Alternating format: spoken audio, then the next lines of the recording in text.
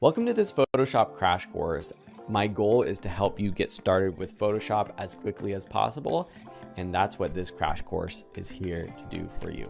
By the end of it, you'll be able to create your own designs completely from scratch like these.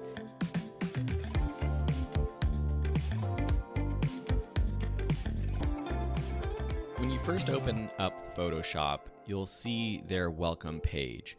It's on the Home tab, which will include any recent projects that you've worked on, as well as any latest news or features that Photoshop has added up at the top. If you have never opened a Photoshop project or created one, you'll need to create a new file, which is up here on the top left. Here opens up a window where you have a number of preset options for different sizes, for example, for print or different photo sizes, different popular web sizes, or as you see as well, if you've created different projects in the past, recent sizes. You can also customize your size and shape of your canvas, the project that we're going to be working on over here. So if you want to create a square project, for example, a square image, you might want to create it 2000 by 2000 pixels. 300 resolution is a very high quality resolution that would be great for both print but also sharing online. And just a quick tip, if you find yourself creating projects with the same settings, you might want to save it as a preset by naming it and clicking to save that as a preset here. Once you're happy with your settings, just click Create, and that's going to open up Photoshop. Now, the layout of your screen should look something like this. If it doesn't, go up to the Window menu. Under Workspace, make sure you're on the Essentials workspace, and if it still doesn't look exactly like this, choose Reset Essentials. However, it should look like this when you open up Photoshop for the first time. We'll go over this layout and a little tour in just a minute. But in this next section, I want to talk about adding images to a project. There's several ways to add an image that you want to work with to a project, but the easiest is simply to find it in your documents and drag it onto this canvas. So here are some photos that you can get from the downloadable resources of this project. So simply choose one of these images. These are all copyright-free images that I found from unsplash.com. Thank you to the photographers for providing these images for our practice. And now you can see it is on our canvas. You'll also notice something over in the bottom right, which we'll talk about in more depth, the layer panel. It has added this as a layer.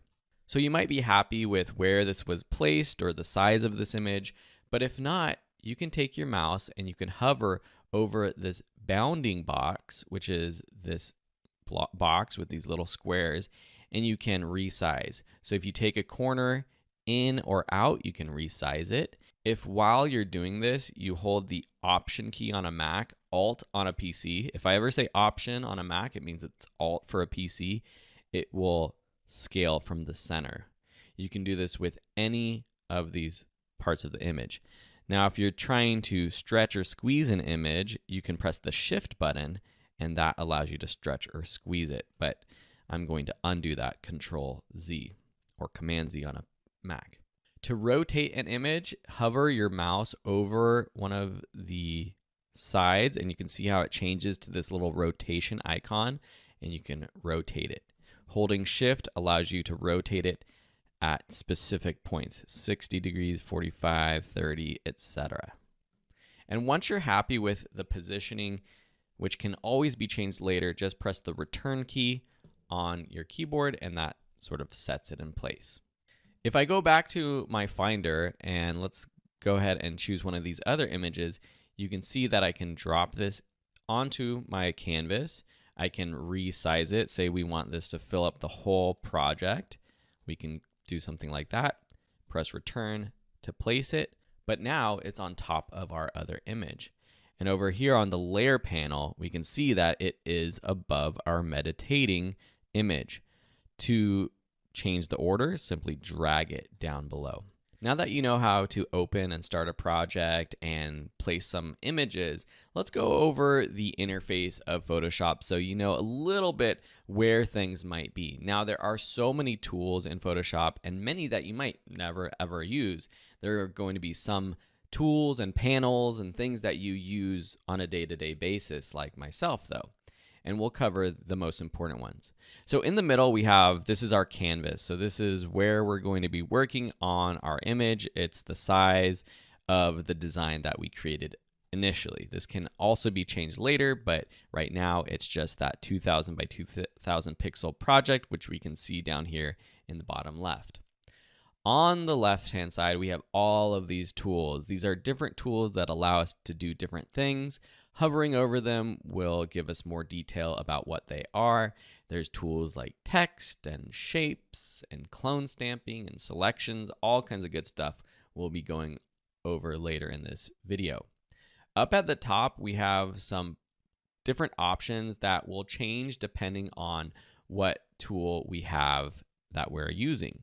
Now, the one tool I want to mention right now is the Move tool. This is sort of your main tool. It's sort of just like your mouse that can click and grab and move things around. And it's the default tool that you'll want to go back to, because if you're in one of these other tools, then it might make an adjustment while you're clicking around.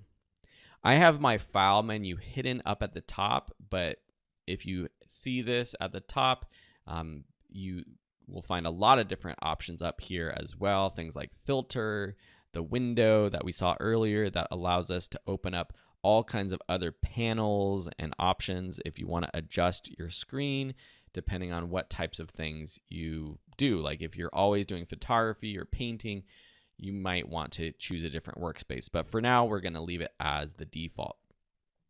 Moving around to the right-hand side, we have these panels on the right that we can adjust. So some of these we can make bigger or smaller depending on what we like to use or what we need in our view more prominently.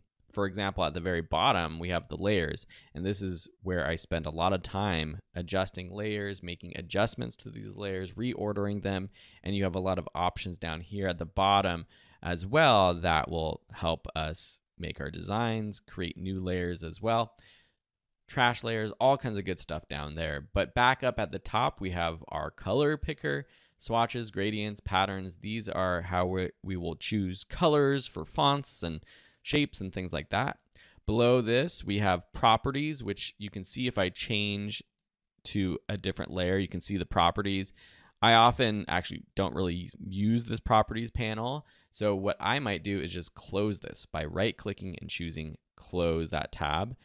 But I do have this adjustments open now, and so that's how this works. We can also reorder these tabs if we want to by clicking and dragging. And the adjustments is how we can make different adjustments to layers, like changing the brightness or the curves or levels, and we'll go over that in the future. I also might just want to have my layers panel open by itself without these up here. And so having something like this might be a good default view for me. All of this can be adjusted. And the one other thing I'll mention about this interface for now is this little toolbar right here. This has things like the history, where we can jump back in time to a previous spot of our edit. We can also add things to this toolbar. For example, if we go up to window, we can add character. And now we have all the options for our text. So we can change things like font size, and you can open up these little windows with this button, which I think is super helpful. One last thing that I want to mention, which you might see that I have turned off right now, if I go up to window, look and see where contextual taskbar is. This is a bar that is a recent Photoshop update. You can move it around, and depending on what you have selected, it will give you different options. It's contextual. And so for things like this photo of this lady meditating, there is an option for selecting the subject, removing the background. This is where we're going to be doing a lot of Gen AI stuff within our projects. And so if you don't see that, make sure you check window and contextual taskbar to turn that on or off. We'll be seeing how that works in the future. All right, so that's enough with the overview. In this next section, I want to talk more about the layer panel. So let me make this a little bit bigger so we can see more. You'll notice that we have this background layer that is automatically created whenever you create a new project. I can turn off the visibility of any layer by unchecking this eyeball, and we can see that the background is just this white layer. We don't necessarily need this, and to delete it, what you have to do is select it and press delete on your keyboard or the back arrow, or press the trash can over here.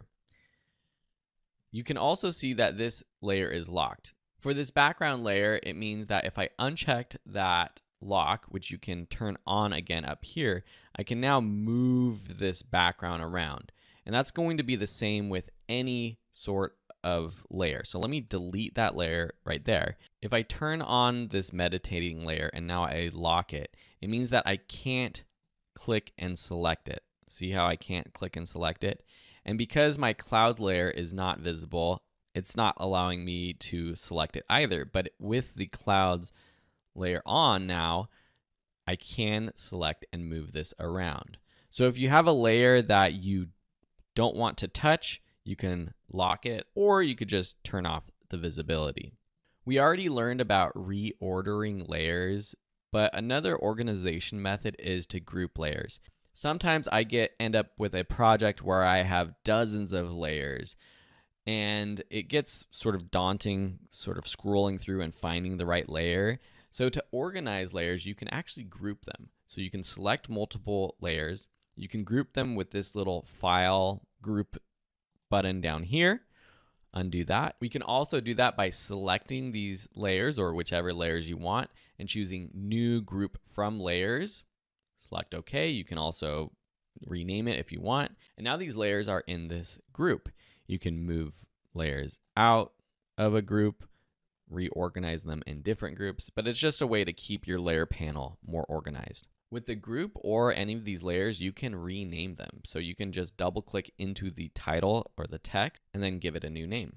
So sometimes instead of creating a brand new Photoshop project, if I am creating a series of social media graphics, for example, I might just put all of my designs into different groups in this one Photoshop project. I'm going to actually remove these layers by selecting them and taking them out of the group. The last thing for now is how to create a new layer. So if you click this little plus button, it creates this blank layer. Right now, there's nothing happening with this layer. If I turn off these other layers, you can see there's nothing happening. And if you ever see this checkerboard pattern, it means that there's nothing there. Right now, it's transparent. But there's lots of ways to add things to this layer that we'll see in the future. Another way we'll create a new layer is with certain tools like our shape tool here. If you select that tool and then we use it by clicking and dragging on our design, you'll notice that it creates a new layer. That was an ellipse or like a circular object. I'm going to delete that. You'll notice that under this tool, if I click and hover over it, there are other options. So under shape, we have rectangle. So if we wanted a rectangle instead of an ellipse, we have to choose that right tool. With many of these tools, if we click and hold, we'll see different options. So with the shape tool selected with the rectangle option, now I can click and create another rectangle, and it appears here as a new shape, and I can again drag it down underneath this layer. Now creating that opened up this properties tab. I'm going to go ahead and close that again. I would want to go back to my move tool to move things around, because if I try to click and drag again, look what happens. It creates another shape. Once you're done creating shapes or new layers, you want to go back to the move tool, and from here we can then move this shape around again. And that's a bit more about our layer panel. In this next chapter, I want to talk about the contextual taskbar and the generative fill AI features of Photoshop.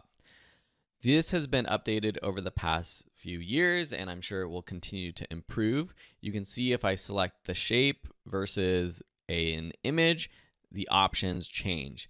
You can see under shape, it has a lot of the same options that we would have if I had my shape tool open.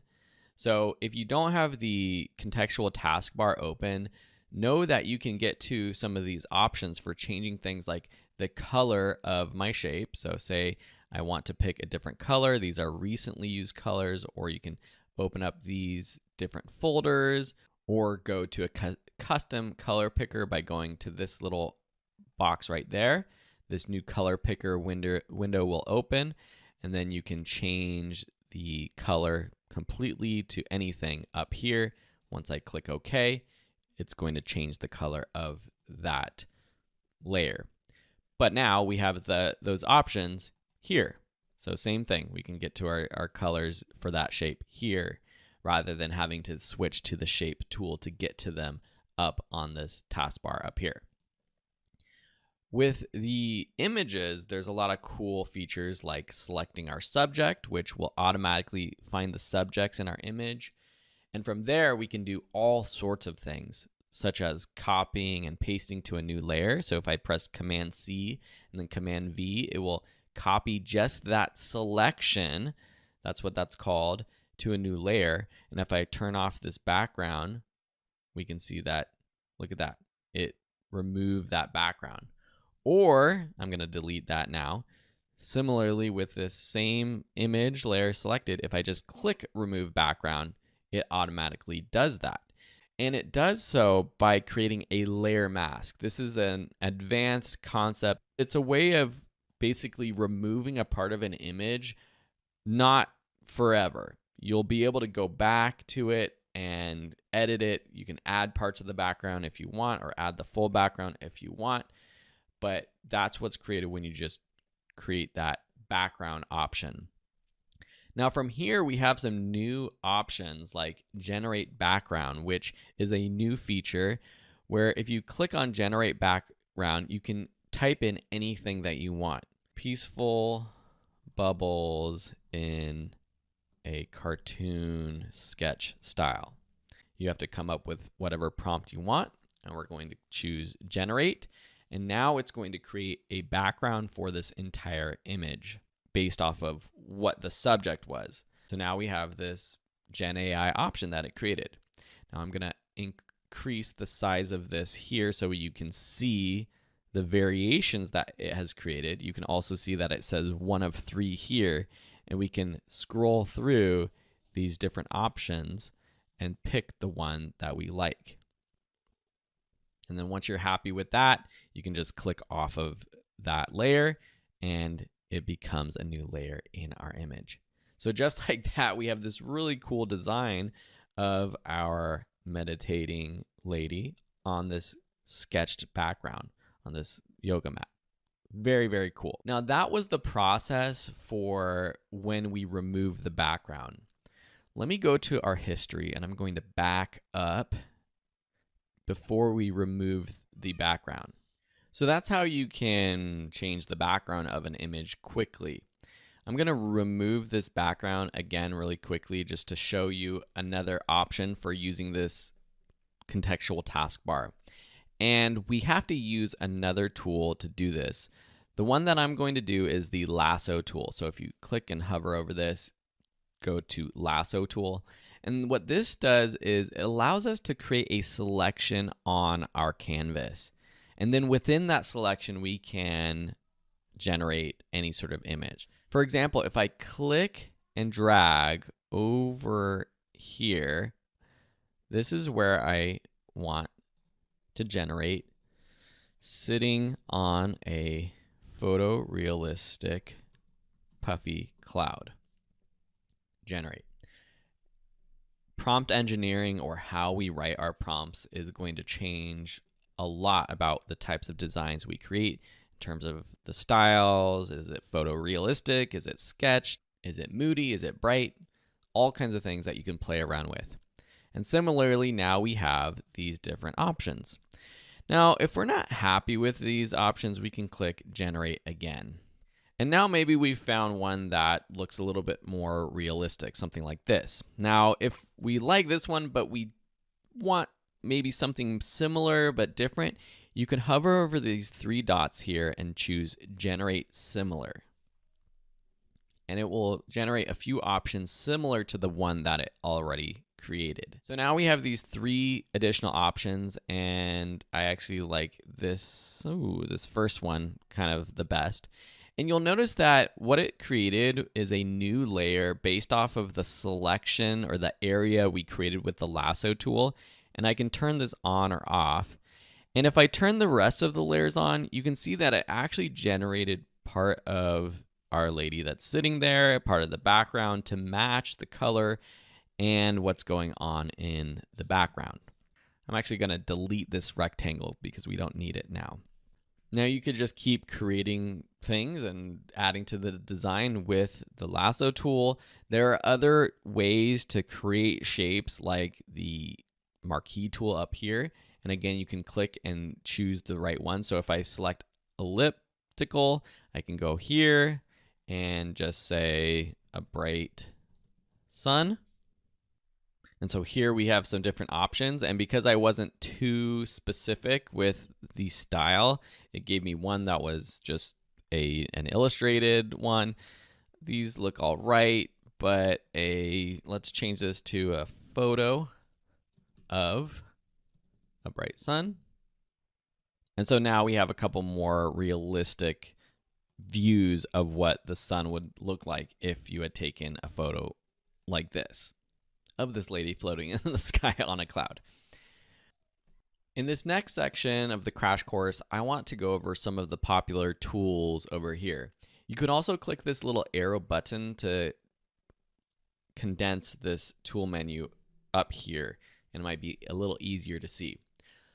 I've also added our second image of our meditating dude over here.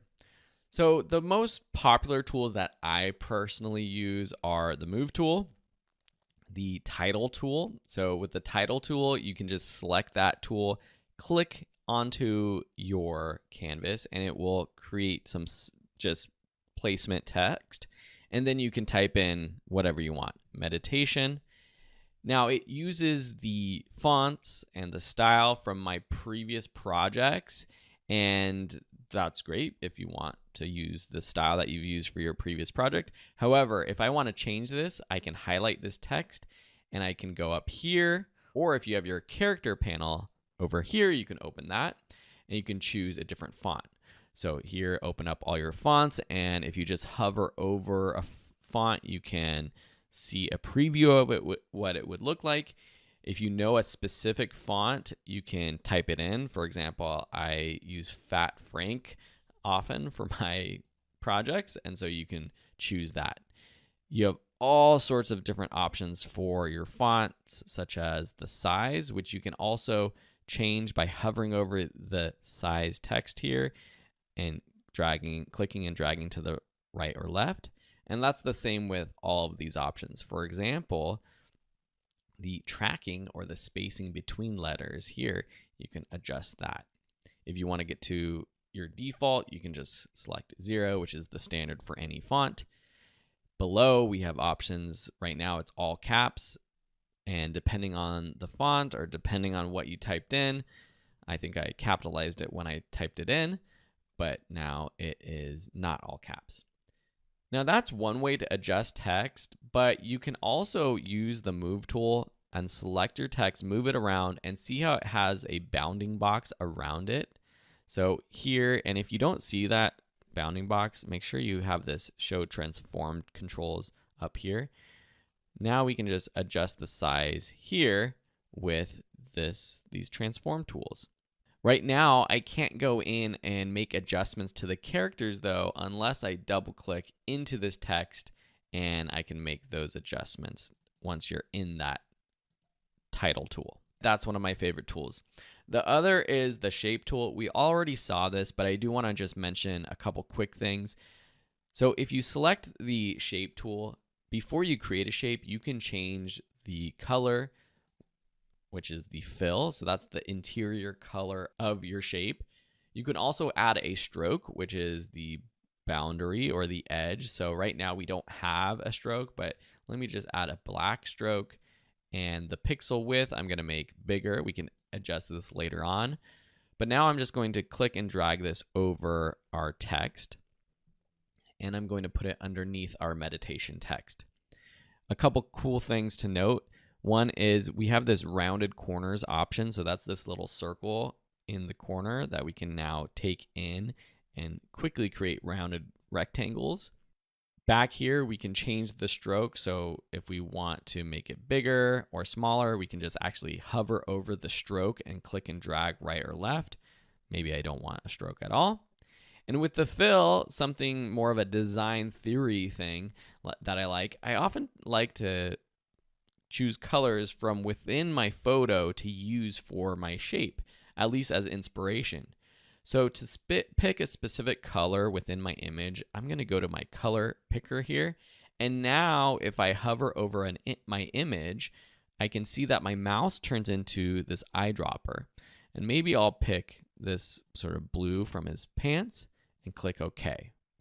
And so now that image, that shape, sort of matches what's going on in the image, which is kind of nice. Now, after the fact, I can go in and I can adjust the size of this however I want. A quick tip, if you ever want to align two layers to each other, so I know that this text is somewhat aligned with this shape layer, but if I want it perfectly aligned, I can select these two layers by shift-clicking the two layers. If I go to my Move tool now, I can choose to align. So I can align them center vertically, center horizontally. You could also left justify both of them, bottom left justify if that's what you're going for. But generally for this kind of thing, I would want to center justify vertically and horizontally. You have a lot of controls up here for aligning layers if you have your multiple layers selected. Now that's the shape tool where you can create sort of typical standard shapes.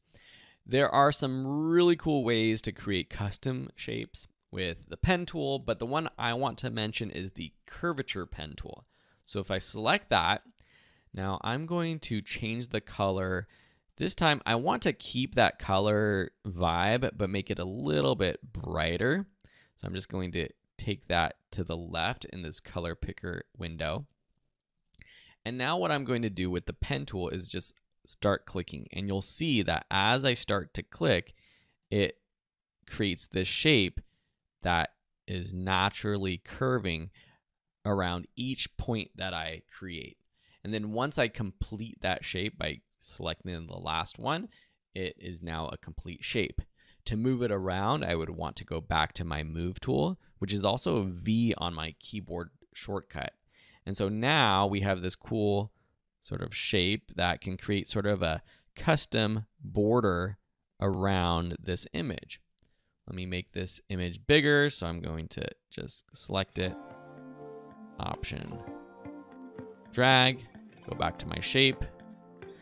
I'm going to duplicate this layer quickly by Option clicking it.